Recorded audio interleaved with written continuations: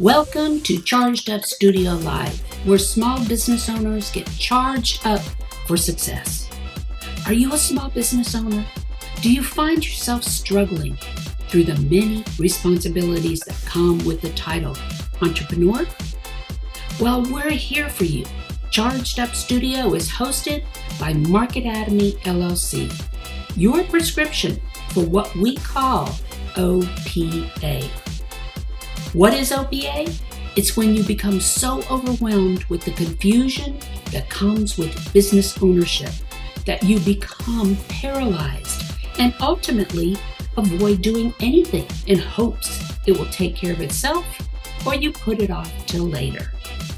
Does that sound familiar? I'm your host, Dan Olivo, and each week we bring a business professional eager to charge you up as they talk about the many things that keep you from moving forward with your small business. So are you ready to get charged up for success? Let's hit it. So welcome back to Charged Up Studio, where we bring you insightful conversations with industry leaders and experts across the U.S. I'm Dana Olivo, your host, and we are continuing our focus this month on unleashing creative entrepreneurship and transforming visions into reality. This week's episode is dedicated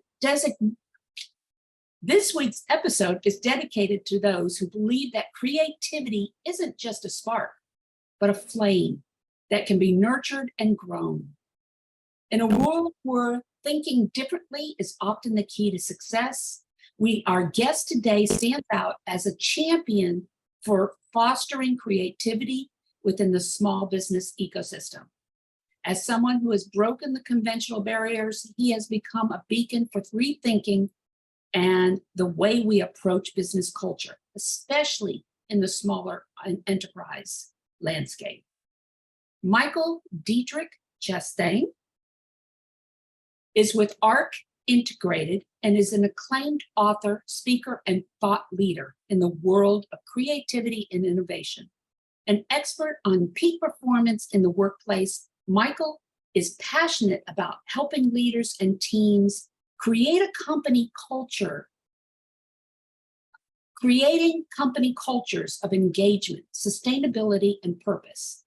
As an executive coach, international speaker, and facilitator, he has worked with Global 100 companies with hundreds of thousands of employees to family-owned businesses and everything in between.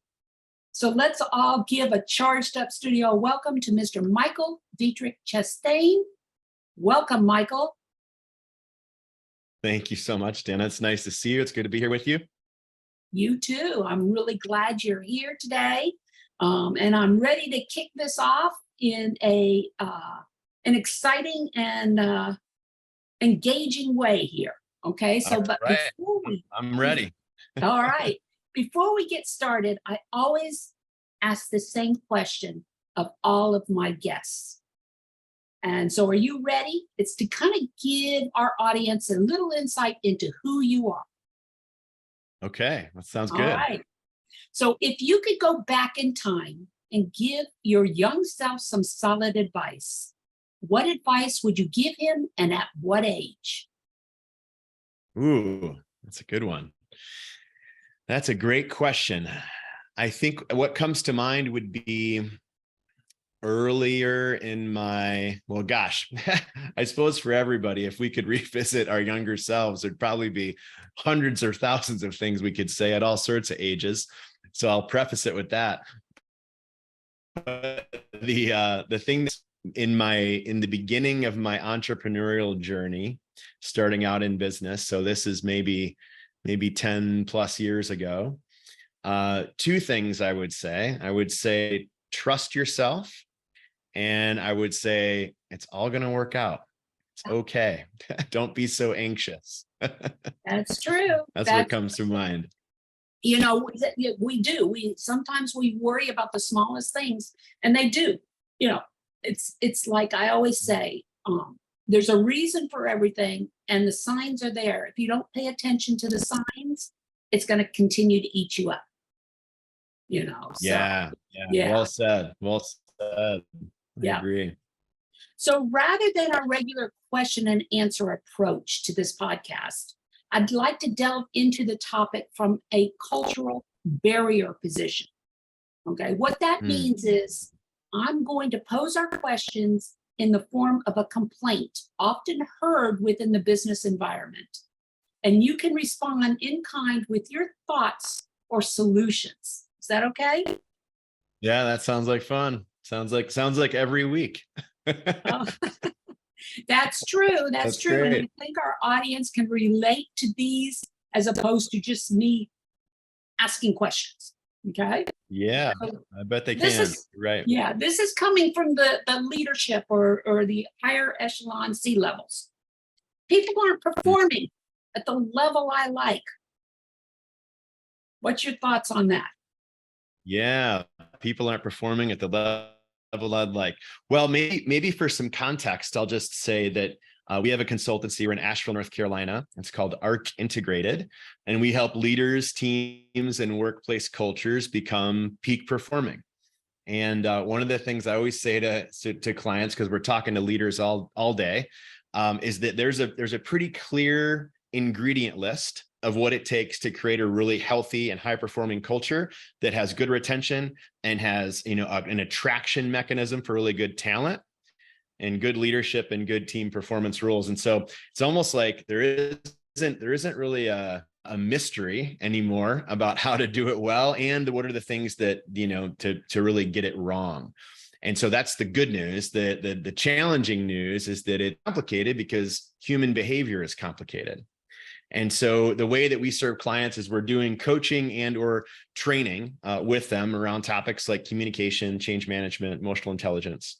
So this question, back to your complaint that people aren't performing at the level that I'd like, there's usually potentially a few reasons for that, and it varies on the business. But it could be that they're disengaged from the work that they're doing because maybe they're not the right fit for the position that they're in. It could be that they have some kind of resentment or anger or frustration that they either haven't communicated yet, or they have resistance to communicating because the culture isn't set up in a way that is safe and open to that kind of communication. So that could be a reason, right? It could be that there's someone on their team that is a frustration, right? That's causing a resistance to performing at a high level. It could be that the leader themselves is not either communicating well or not giving people the support that they need or the training that they need or the detail that they need in order to perform at the highest level. So oftentimes, in summary, what I would say is it often comes down to the conversations that are or are not happening as a predictor for performance. Yeah, no, definitely. And I can relate to all of those when I'm working with my clients because a lot of times as a strategist, this is what I hear is, come to me, my sales department isn't doing, meeting their goals or this or that, and they're not exploring what the potential underlying problem is. And Yeah. that's what needs to, so Yeah. again, coming from the boss's standpoint, okay, my employees don't understand my expectations, which seem so straightforward to me. Okay. Yeah. I know the number one issue with this. So tell me what your thoughts are. Yeah. So yeah, it's interesting because there's a lot of things I could point to. The one that comes to mind that we see often is a mismatch in communication style. So the reason people often get into conflict is not because of the content, but because of the context or the process, right? And so I'll make up a scenario, and this is probably resonate for some folks that are listening. If a leader is very directive, very results oriented, very to the point, which is a fine style to have, but the person that they're talking to is more relationally driven and they need to have a little bit more connection, a little bit more of a relationship in order to hear content, then that's going to be a mismatch. Similarly, if someone is very, very detail oriented and needs to understand kind of the why and the minutia of things in order for it to land and for that to really effectively process, and they're met with someone that just gives them high level information and just, here's the target, go hit it kind of thing, that's also going to be a mismatch. And again, result in, one person feeling like they've said exactly what they need to say, and the other person feeling like they haven't been told anything at all. Right, right. And, a lot of that, I mean, if we look at our relationships in life in general, we Yeah, go through that with our husbands, our wives, our partners, our kids, it's 100%.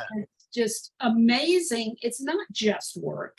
It's just hearing it clearly in a language that you understand. And that's important to keep in mind, is the fact the language you're using has to be receptive or received the same way it's delivered. When you talk about clear communication, in a perfect book that I have read that I recommend to everybody is The 5 Love Languages. Oh, love it. 100%. Yeah, Yeah. we recommend that one a Oh, lot. yeah. That's Yeah, it's exactly it. wonderful. And you Wonderful. said it earlier, we're all different. None of us are carbon copies of anything, and we Yeah. have to, create a culture where our communication styles are received. Yeah. I love that you said, yeah, how if we do, and I'm paraphrasing, but we do good work in business and in leadership, like that carries over to our personal lives, Personal lives, yeah. right? With our spouse, our friends, our families.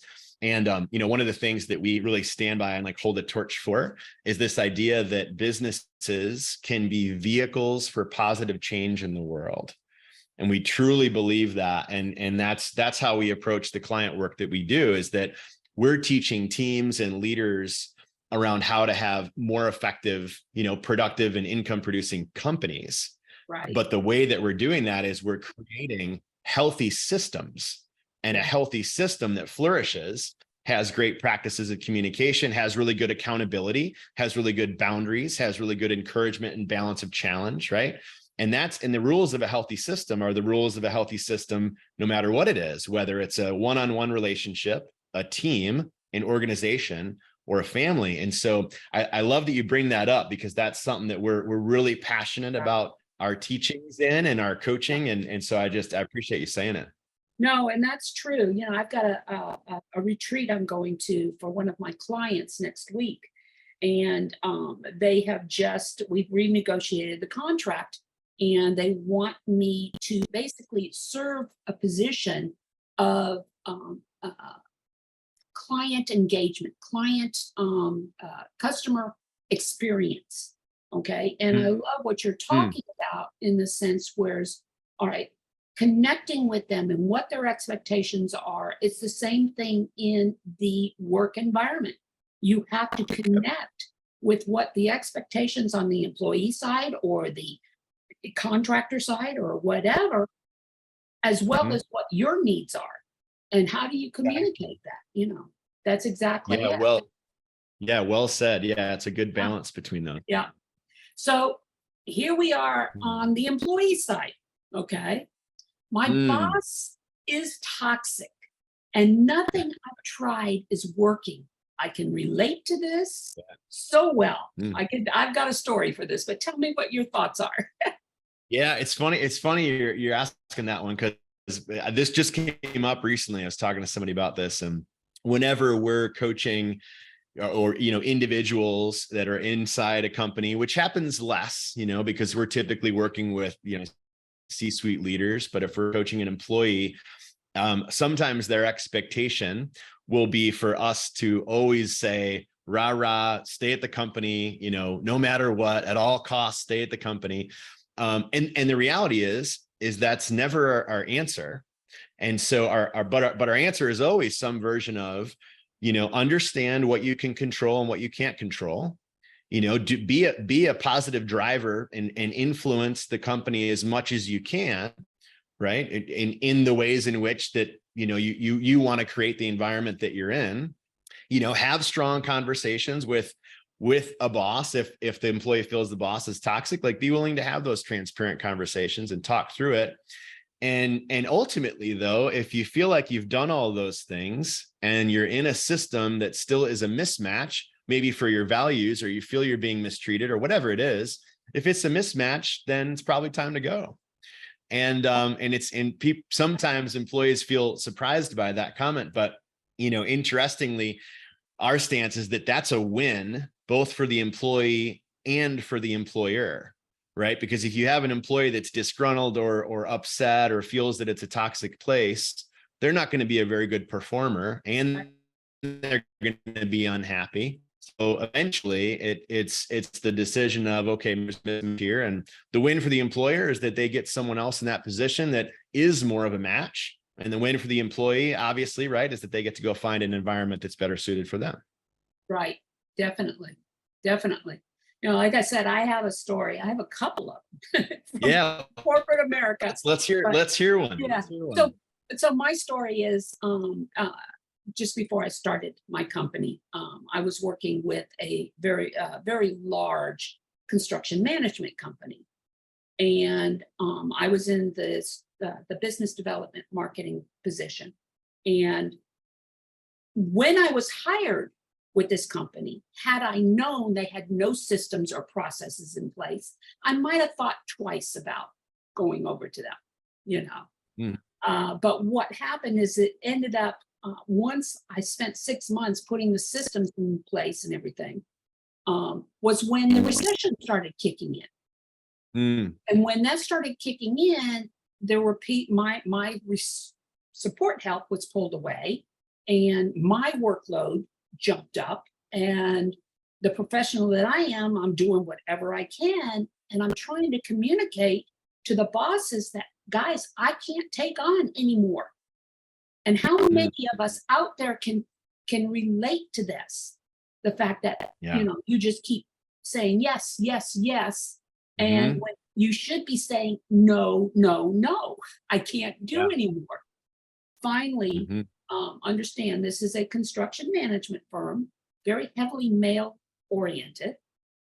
And I finally was complaining to my husband, and I said, what do I need to do to get across to them that, look, you've got to be more strategic in this. He says, you got to treat this like a business presentation. You put a PowerPoint together, you show them what you're putting out and what you're bringing in and all of this other stuff, and you show them that you're at your limit. Yeah, love that. So it's a communication style. I had to communicate in a way that they were going to understand, not a female in a male-dominated environment complaining about my workload. Yeah. And that's a great story, and it's super, super common. We see that dynamic a lot, where there's, an employee that has a certain workload and a perception from leadership that's just different. And a lot of times it's not even a position of malice or anything. It's just that they don't understand because they're not in touch with that particular level of employee, for instance. And so I love your example, and that's a great strategy to be able to kind of lay it out to say, hey, here's what's going on at this level of the organization, so that they get line of sight to it. And I'm guessing that probably was an effective path for you. No. Oh, okay. It didn't communicate. Whether they responded the way I wanted them to is another story. So right. I understand we were going through a recession there. But anyway, but that does lead into the next statement that I have, which is from the CEO, C-level. I'm so wrapped up in the details of the business that I can't focus on the vision. Yeah. Sometimes. So talk about that. Yeah. Sometimes this happens. And I think there's always, regardless of the size of the organization, and we've worked with a lot of varying sizes. So I think about some clients that we have, and they've got, a dozen employees, and other clients we're working with, they have many tens of thousands and sometimes hundreds of thousands of employees. But there's a dynamic at play that you're speaking to that happens at all levels of an organization, which is the idea of relinquishing of power. And when a CEO or when a C-suite person is struggling with this kind of minutia of detail or overwhelm, what we find is that there's often a few things at play. There's maybe some more delegation that needs to happen, maybe some letting go of power, and there's there's some unique differences between those two things, which I'll talk about for a second. Delegation is often very kind of structured, and here's the behaviors and deadlines and things that we need to do, and here's how we're going to check in on that task or ask that we have. Relinquishing of power, how we see that manifest is in the context of a mindset, which comes with delegation, but is separate from. And the mindset of letting go and trusting that others can do as good or maybe even better than I can do, it happens at all levels. And so in the third thing I would say about kind of the C-suite person that's just overwhelmed with they're doing too much is stress management practices, which we talk about with all the leaders that we serve. And as I'm sure anybody that's listening, like stress is a constant for all of us. And the good news is that there are very clear things we can do that not only help reduce our stress, but with that escalate performance significantly, because those things probably obviously have an inverse relationship. Yes, and then also, with the changes in how business is done nowadays since COVID and a lot of Zoom and virtual meetings and things like that, the reason, a perfect example is the reason we're having a face-to-face retreat next week with my client is we've been trying to develop a full systemized approach and process improvement program for this client, and doing it virtually is not working.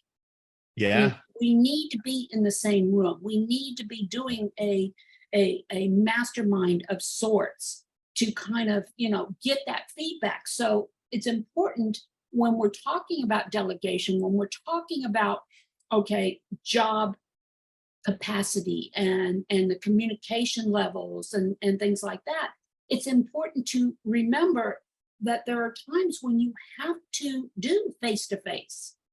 It's too easy to glance over the important aspects when we're dealing in a virtual environment.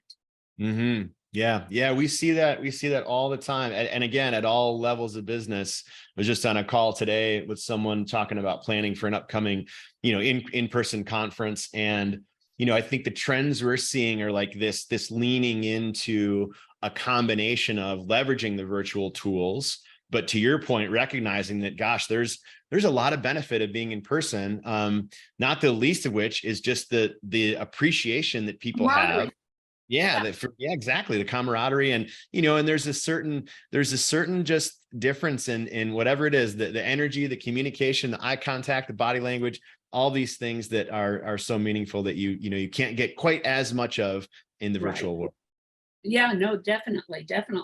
And I'm seeing that with my clients, and more I am encouraging them to, break out of the virtual mold where you can, and you get into some team building, get into some, I've got the first live annual strategic planning retreat I'm doing since pre-COVID, because COVID just kind of shut everything down.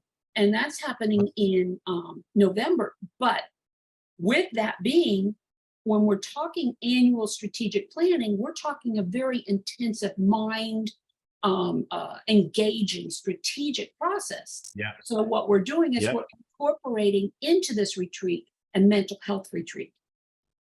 Oh, that's great. Yeah, that way they can do their planning, but at the same time, they can focus on themselves and re-energize in between the strategic planning, which is what we need to do with business.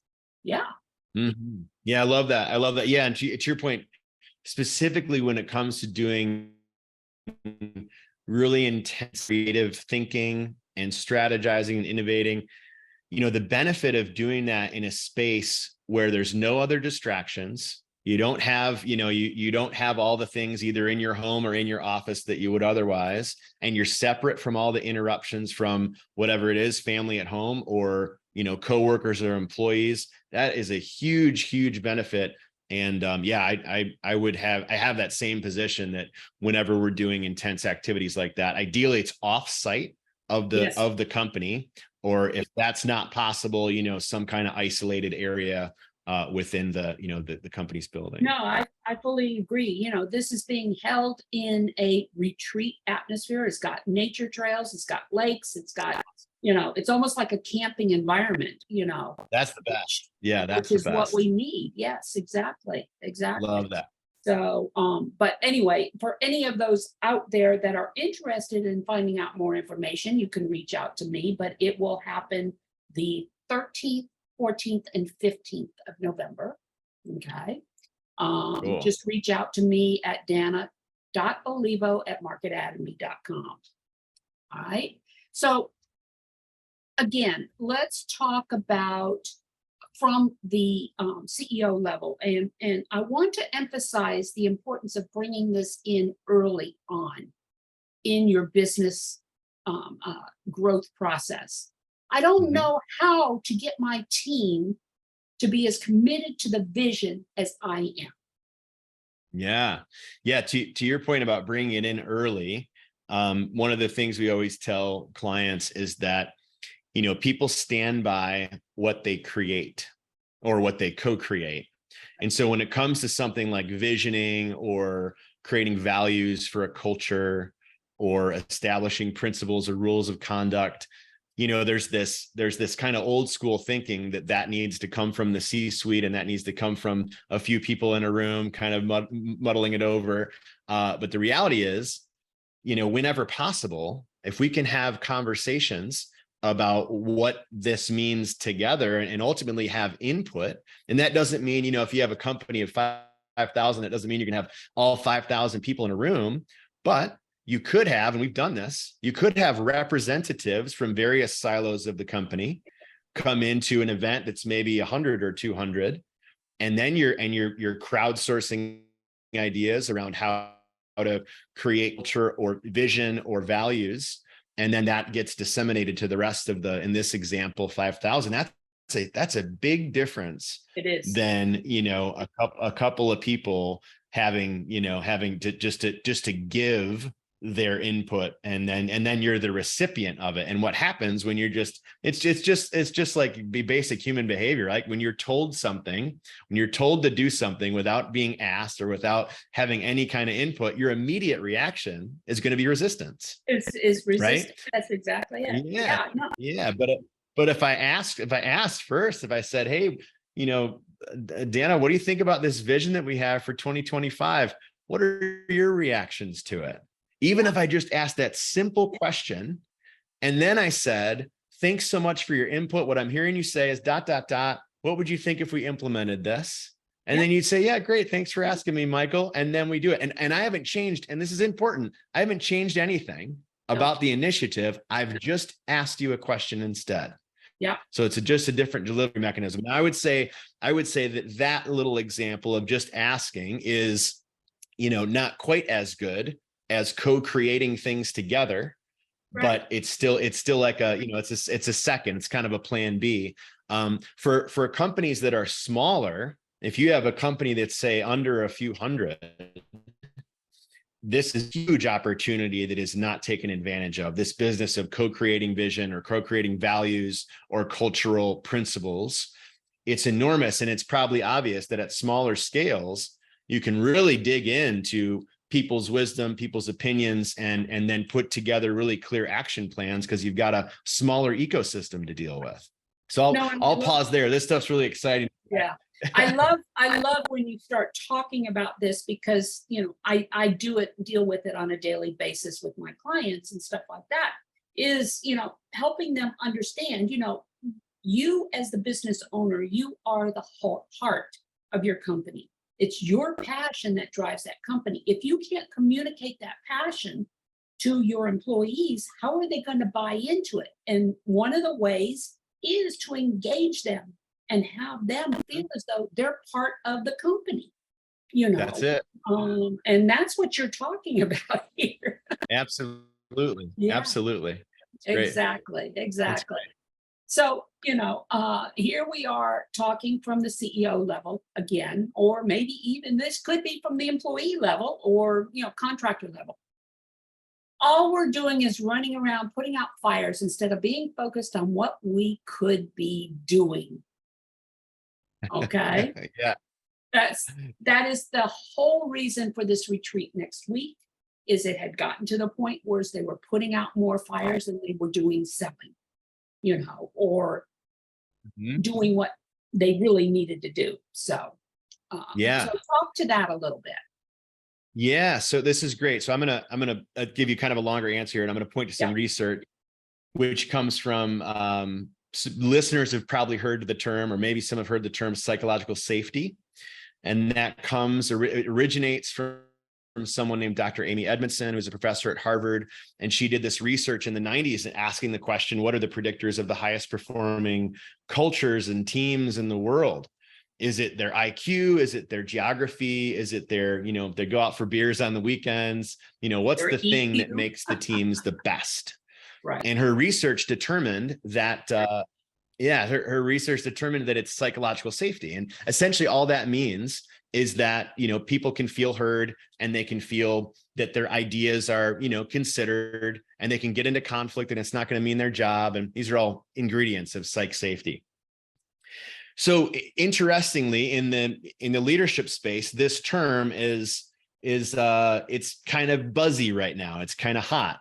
But there's also a lot of misconception around it.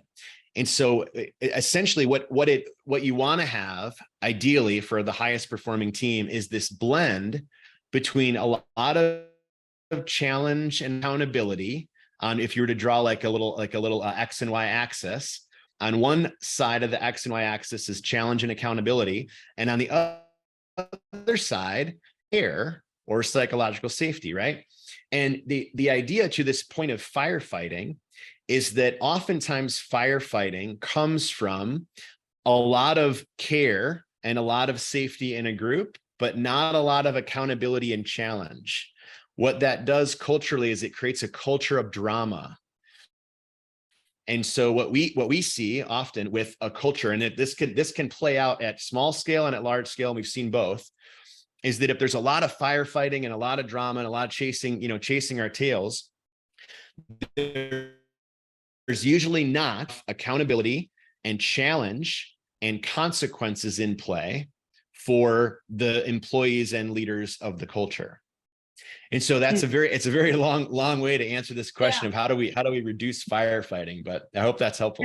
Yeah, no, definitely. Like I said, with this client that we're working with next week, it basically it boils down to, it started at one program, and over the term of a couple of years, they've added on more value, and more value has become very disjointed.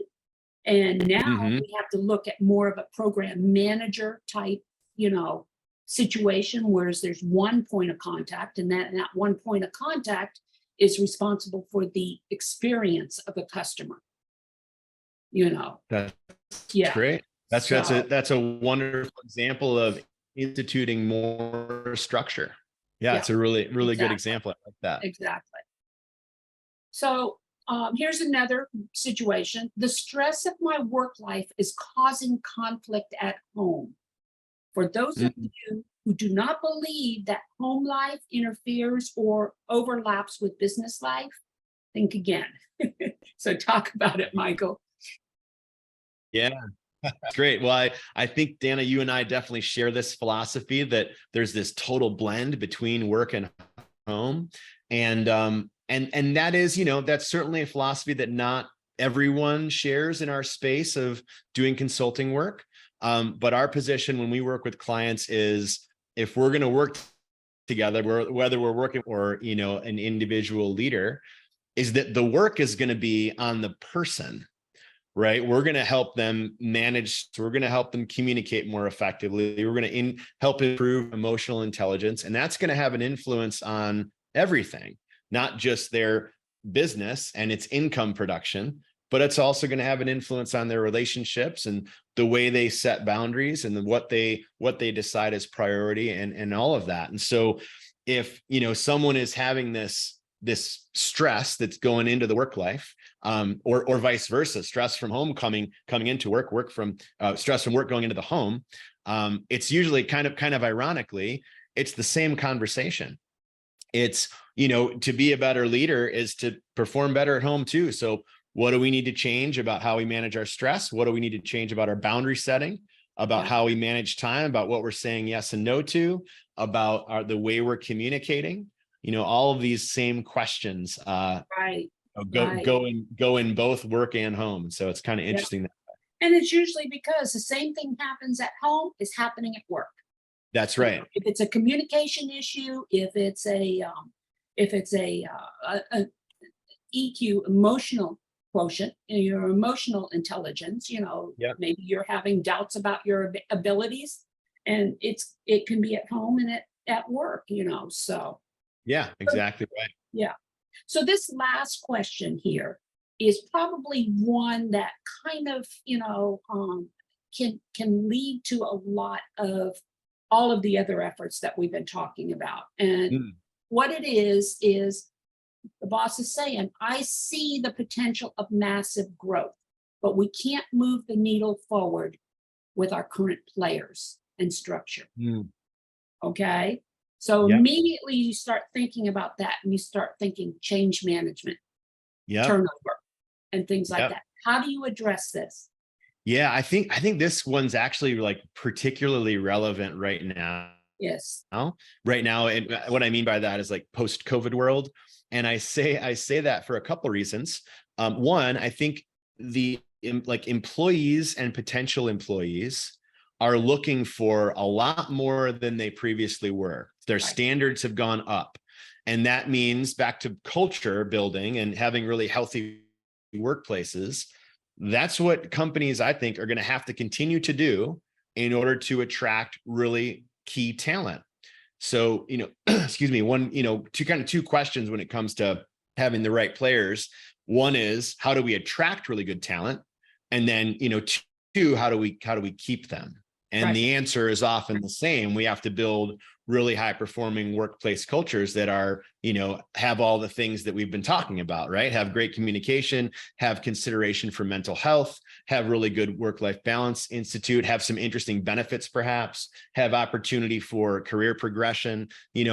Some of these ingredients are kind of old standby, but this really healthy culture is a big one. And I think the companies that are leaning into this, they're not struggling in the ways that, kind of traditional companies where, you do what I say, not what I do, or, if kind of authoritarian minded ecosystems, those are the ones that are really struggling. And so that would be one thing I would say. There's certainly a lot of other interventions here. You could think about how you're screening. We have these conversations a lot, how you're screening for talent. What's your interview process like? How are you being more strategic with both, evaluating someone's potential, as well as being clear about describing your own culture as a company so that they can determine if that's a good fit for them. Right. And so these are common conversations that we have. Yeah, no, definitely. All right. So we're coming up on the end of another episode of Charged Up Studio. And thank you, Michael, for joining us today and shedding light on how we can build a culture that promotes creativity and engagement.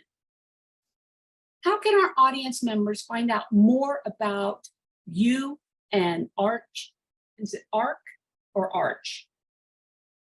What's the name of your company? Arch? ARC Integrated. ARC. I thought it was ARC, but for some reason I thought I heard you say Arch earlier. Oh, that's okay. ARC Integrated. Yes. No. Yeah, they can go to the website. It's just arcintegrated.com. And I'll give this gift for anybody that's interested in learning more about how they're leading and what that's doing to the bottom line of their company. If they go to arcintegrated.com/quiz, there's a free leadership quiz. They will receive a customized report after they do it. It's just a few questions, takes about 2 minutes to complete. And then after that completion, they get a report to say, here's what you're doing well as a leader. Here's what you might need to improve. And here's some of the, the benefits of improving it. Again, all about, things like retention and improving employee attraction, and of course, improving income. So arcintegrated.com/quiz is that quiz. All right. All right. So any last minute tips you want to leave our audience with? Well, I would just encourage, if there are leaders out there from businesses small or large, be thinking about, what are the things that they're actively doing to create a really high performing culture. And I'll say this in closing, culture is often defined as, like we set out a time to work on it, and maybe the time is strategic planning, or the time is, team building events, or whatever it is. And we always tell clients that that's the wrong way to think about culture, because the reality is culture is a moving target. It's always going in a direction. The question is it right now moving in a good direction or a bad direction? And so that's the question I would invite leaders to think about right now. No, definitely. So once again, they can reach you through LinkedIn, right? Sure, absolutely. LinkedIn, and I will be putting all of his contact information into the transcripts, once this podcast drops. Okay. So that concludes our podcast for today. Please leave a review on any of the streaming platforms you are listening to us on, or go to our Charged Up Studio Facebook page and leave a review there. Charged Up Studio is a product of Market Atomy LLC and Market Atomy Academy, the e-learning system specifically designed for the micro business owner. For more information and to register for many of our courses, go to Market Atomy, MarketAtomy.academy. And until next week, go out and have a supercharged up week. Talk to you again. Talk to you later. You've been listening to Charged Up Studio Live, the podcast with you, the small business owner, in mind, with your host, Dana Olivo. Join us every Tuesday as we bring you valuable tips and insights into many of the topics you don't know about growing a successful business.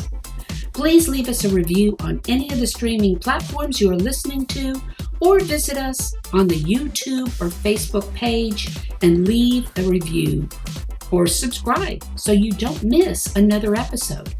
You can also support us through Patreon by visiting our website, chargedupstudio.live, and click on the Patreon link.